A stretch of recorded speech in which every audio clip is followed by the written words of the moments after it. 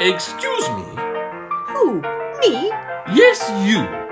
Do you want Hitler to win the war? Of course not. Well, by sneezing without a handkerchief, you might as well have handed him the keys to Buckingham Palace yourself. Oh dear. Did you know, last year the common cold cost the country 40 million days' work? Really? So, next time you need to sneeze, trap the germs in your handkerchief. Go on, give it a go. Achoo! Oh, thank you, omniscient voice. My pleasure. And remember, coughs and sneezes spread diseases.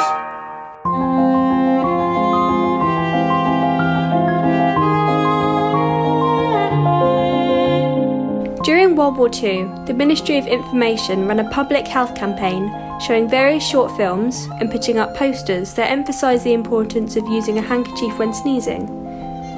The posters appeared in factories, schools and offices around Britain.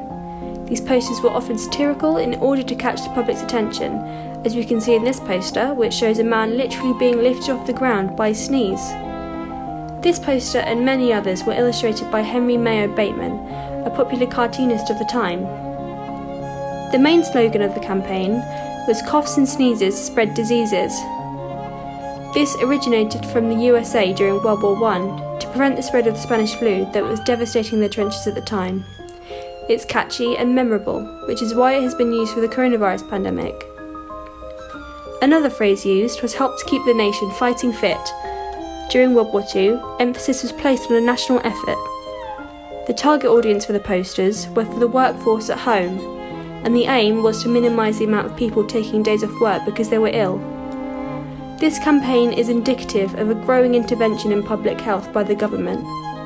At the turn of the century, they started to get more involved, with similar campaigns in the 1930s against venereal diseases and diphtheria. This led to the Beveridge Report in 1942 and the establishment of the NHS in 1948.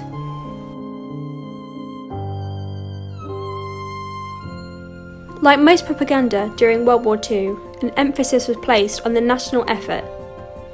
There were similar campaigns encouraging people to grow their own vegetables to do their bit for the war. This created a sense of national unity, which can also be said for the coronavirus pandemic. When my A-levels were cancelled, I wanted to follow in the footsteps of my great aunt, who worked at a factory making planes for the war, so I got a job making ventilators for the NHS.